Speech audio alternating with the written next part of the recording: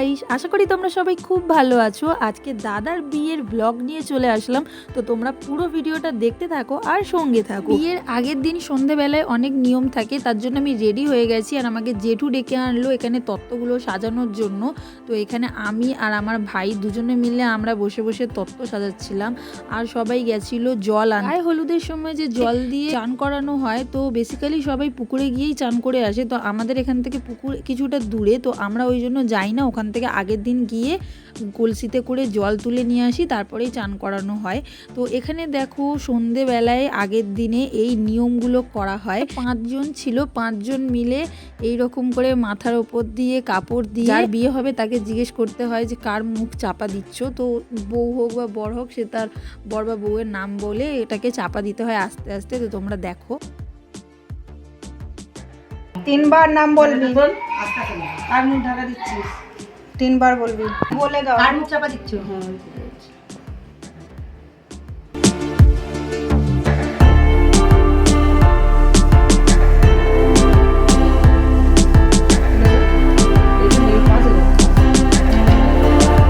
তিনবার তুমি বলো।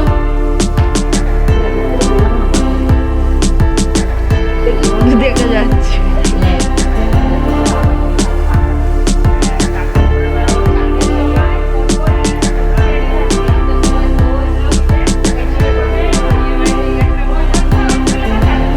সন্ধেবেলায় যা নিয়ম ছিল তোমরা দেখতেই পেলে, সেই নিয়মগুলো হয়ে গেছে। তো তারপর এখানে দেখো আমরা রাত্রিবেলায় বসে বসে এইসব তত্ত্বের জিনিসগুলো সবকটাই সাজিয়ে নিয়েছি। জামা কাপড় আরও যাবতীয় যা জিনিস ছিল সেগুলো তত্ত্বের সব সাজানো হয়ে গেছে।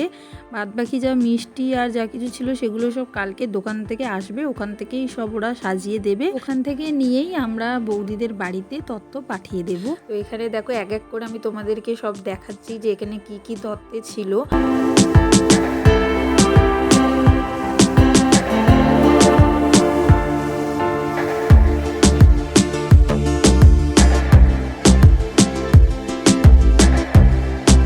বিয়ের দিন সকালবেলায় একটা নিয়ম থাকে চিড়ে দই খাওয়ানোর। আমি আর ঘুম থেকে উঠতে পারিনি, তাই ওই ভিডিওটা করতে পারি। এখানে দেখো সকালবেলায় দাদা আর জেঠু দুজনে মিলে বসে পড়েছে বিয়ের যা কিছু নিয়ম ছিল সেগুলো করার জন্য। এখানে দাদার গায়ে হলুদটা ছুঁয়ে তারপরে আমরা বৌদির বাড়িতে তত্ত্বর সাথে গায়ে হলুদটা পাঠিয়ে দেব, তবেই বৌদির গায়ে হলুদ হবে। এখানে নিয়ম হতে হতে অনেকটা লেট হয়ে যাচ্ছিল, ওদিকে বৌদির বাড়িতে গায়ে হলুদও পাঠানো হবে। তো এখানে আমরা সবাই ওয়েট করছিলাম কখন গায়ে হলুদ শুরু হবে। এখানে আমার বৌদিও চলে এসেছে। তো এখানে দেখো নিয়মের সাথে সাথে এখানে ফটোশ্যুটও হচ্ছিল।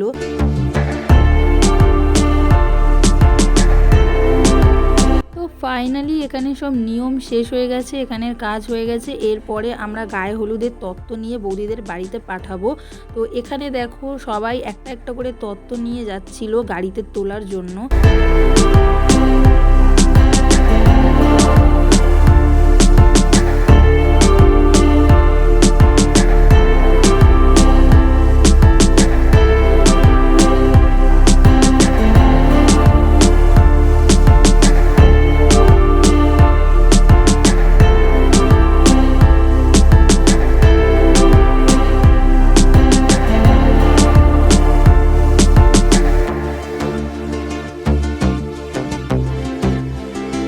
তত্ত্বের অনেকগুলো জিনিস ছিল, তার জন্য গাড়িতে একটু সাজাতে লেট হচ্ছিল এখানে। তো যাই হোক ফাইনালি সব সাজানো হয়ে গেছে। তো এরপর দেখো আমরা ঘরে চলে এসেছি। তো এখানে দেখো গায়ে হলুদের জন্য এইসব বরণ ডালা আরও যা কিছু লাগে সেগুলো রাখা আছে। এখানে দেখো ফার্স্টেই আমার বৌদি ওকে গায়ে হলুদ দিয়ে দিল, তারপর একে একে সবাই গায়ে হলুদ দিচ্ছিল।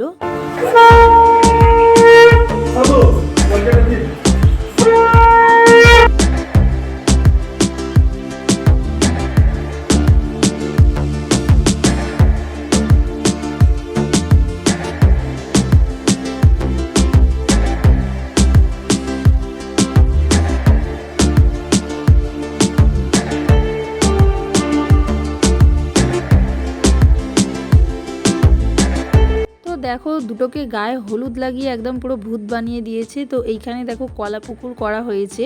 আমাদের যেহেতু আর নিচে কোনো জায়গা নেই তাই জন্য ছাদেই করা হয়েছে। তো এখানে ফটোশ্যুট হয়ে গেল।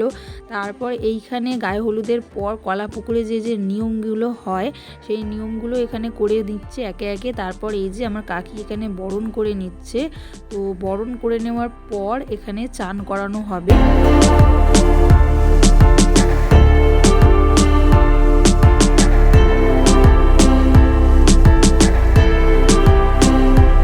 গায়ে হলুদ হতে হতে চান করাতে করাতে পুরো বিকেল 4টে বেজে গেছিলো। তো অনেকটা লেট হয়ে গেছিলো। তো এরপর আমরা রেডি হয়ে যাব, বর নিয়ে বেরোতে হবে। তো এই যে এইখানে দাদা বসে পড়েছে বিয়ের মণ্ডপে। তো এখানে দাদার আশীর্বাদই হয়ে গেছে। তো দেখো দাদার আশীর্বাদই হয়ে যাওয়ার পর এখানে বৌদিও বসে পড়েছে। এখানে জেঠু আশীর্বাদ করে নিয়েছে। তারপরে এই যে এখানে আমার মা বসেছে, মা আশীর্বাদ করে নেবে। তো একে একে সবার আশীর্বাদ করে নেওয়ার পর এবারে বিয়ে শুরু হবে।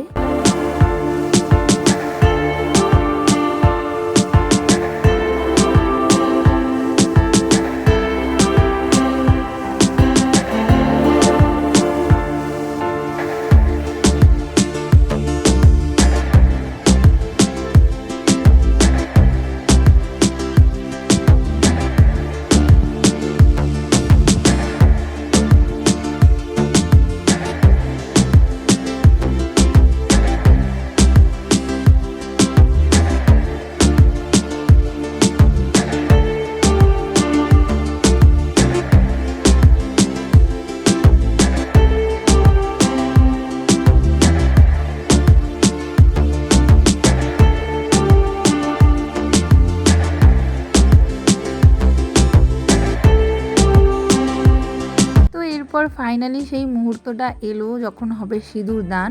তো এখানে ঠাকুরমশাই দেখো এটাকে কুনকে বলে মনে হয়, আমি ঠিক জানি না, এর ওপরে সিঁদুর দিয়ে দিচ্ছে। তো এরপরে দাদা বৌদিকে সিঁদুরটা পরিয়ে দেবে।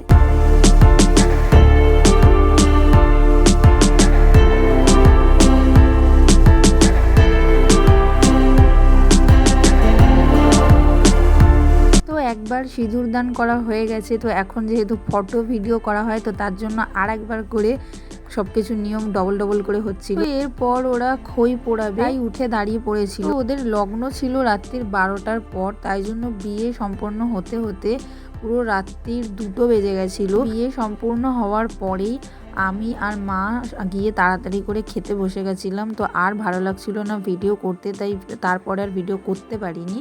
তো তারপর দেখো আমরা রাত্রিরে ঘরে এসেছি 3টে বেজে গেছিলো। তো তারপর সকাল সকাল এই যে দাদা এখানে বউ নিয়ে চলে এসেছে। তো আমরা আমাদের এখানে এই যে মন্দিরের কাছে চলে এসেছি। তো এই মন্দিরে ওরা দুজনে মিলে নমস্কার করে তারপরে আমরা ওদেরকে বাড়িতে নিয়ে যাব।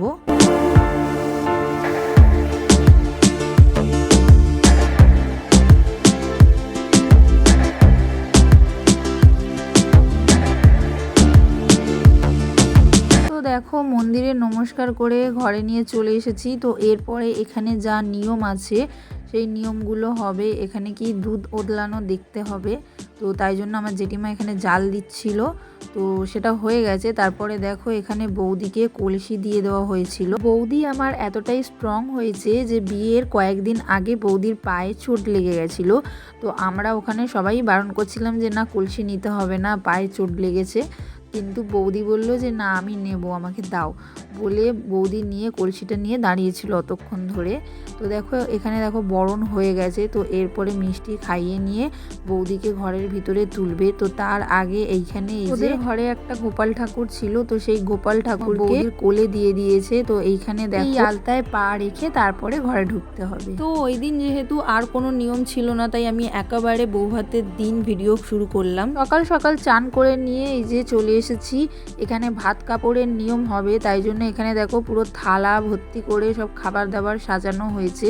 এখানে ডাল আছে, মাছের ঝাল আছে, সবজি আছে, আরও 5 রকম ভাজা আছে, মিষ্টি আছে, আর এই যে এখানে শাড়ি আছে, আলতা, সিঁদুর, এইগুলো সব আছে। এরপরে ভাত কাপড়ের নিয়ম চালু হবে। তো বিয়েবাড়িতে বুঝতেই পারছো এত লোকজনের মাঝে দাদা কি বললো কিছুই তোমরা হয়তো শুনতে পাওনি। তো যাই হোক অনেক লেট হয়ে গেছিলো, তাই জন্য আমরা এখানে খেতে চলে এসেছিলাম। তো তারপরে খাওয়া দাওয়া হয়ে যেতে এখানে দেখো নিচে এসে দেখলাম কত কিছু সব রান্নার জোগাড় হচ্ছে। এখানে মাছ ভেজে রেখেছিল, মাংস ছিল, যে মাছ খাওয়ার সে মাছ খাবে, যে খাবে না সে মাংস খাবে, আর যারা মাছ মাংস কিছুই খাবে না তারা এখানে পনিরও খেতে পারে। এখানে সব রকমই রান্না করা হয়েছে। আর এইখানে দেখো কাটলেটের জন্য এখানে মাংস কত সুন্দর ওরা সেভ করে করে সব সাজিয়ে রাখছিল। তো এখানে আগে বানিয়ে নিচ্ছিল, তারপরে ওরা ভাজবে। এখানে পুরো মাংসর দোকান লেগে গেছিলো, মানে মাংসের কত রকম আইটেম ছিল। তো তারপর দেখো এইখানে কড়াইয়ে যে পকোড়া ভাজা হচ্ছিল, তো এই যে একদিকে পকোড়া ভাজা হচ্ছে, একদিকে রাখা হচ্ছে, এইদিকে একদিকে মেখে পুরো রাখা আছে। আর এই দেখো এইদিকে অলরেডি অনেক পকোড়া ভেজে রেখে দেওয়া আছে এখানে। তো দেখে হয়তো বুঝতে পারা যাচ্ছে না, কিন্তু এটা অনেকটা পকোড়া আছে। তো তারপর দেখো সন্ধেবেলায় এই যে আমি রেডি হয়ে চলে এসেছি বৌদির কাছে। তো তারপর দেখো এইখানে এই যে আমার মাসিরা চলে এসেছে, আমার বোন আছে, তার বর আছে। তো আমার মা এখানে ইন্ট্রোডিউস করাচ্ছিল বৌদির সাথে।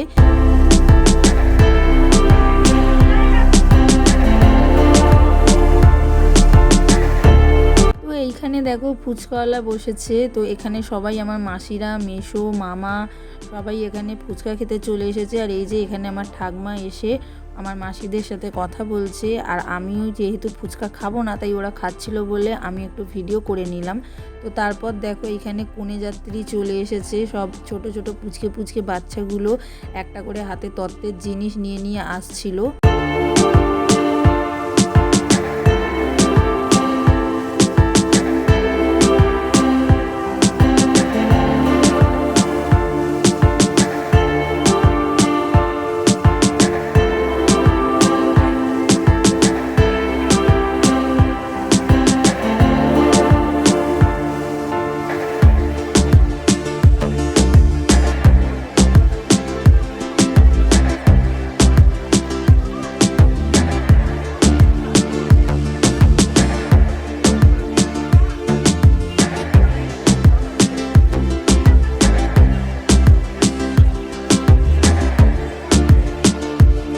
এতটা ভিড় হয়েছিল তাই জন্য আমি আর ভিডিও করতে পারিনি। তো দেখো এখন গেস্টরা চলে যাওয়ার পর, কনেযাত্রীরা যাওয়ার পর এখন একটু জায়গাটা ফাঁকা হয়েছে। তো চলো দেখা যাক তত্ত্বে কি কি জিনিস এসেছে।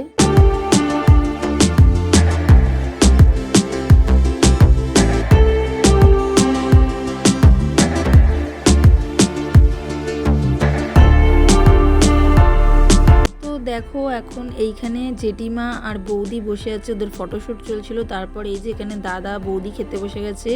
এইখানে এই যে আমি, আমার বৌদির বোন, আমার মা, আমরা সবাইও খেতে বসে গেছি। তো লাস্ট আমরাই ছিলাম। তো চলো মেনুতে কি কি আছে তোমাদেরকে দেখাই। তো এখানে দেখো সবার ফার্স্টেই দিয়ে দিয়েছে স্যালাড আর কাটলেট দিয়েছে। তারপর এখানে ছিল রাধা বল্লভী আর কাবলে ছোলার তরকারি। তারপর আছে এখানে পোলাও, আর তার সাথে এখানে দিয়েছিল চিকেন কষা। তো আমি অর্ধেক জিনিস নিইনি, আর অর্ধেক জিনিস আমি খেতে খেতে স্কিপ করে গেছি। তাই জন্য আমি তোমাদেরকে যেইটুকু নিয়েছি ভিডিওতে সেইটুকুই তোমাদের সাথে শেয়ার করছি। তো তারপর লাস্টে আমি তোমাদেরকে মেনু কার্ডটা দেখাচ্ছি, দেখো কতটা ইন্টারেস্টিং। তো এইখানে দেখো আধার কার্ডের মতো মেনু কার্ড বানিয়েছিল। তো ভিডিওটা ভালো লাগলে অবশ্যই কিন্তু লাইক করো, কমেন্ট করো।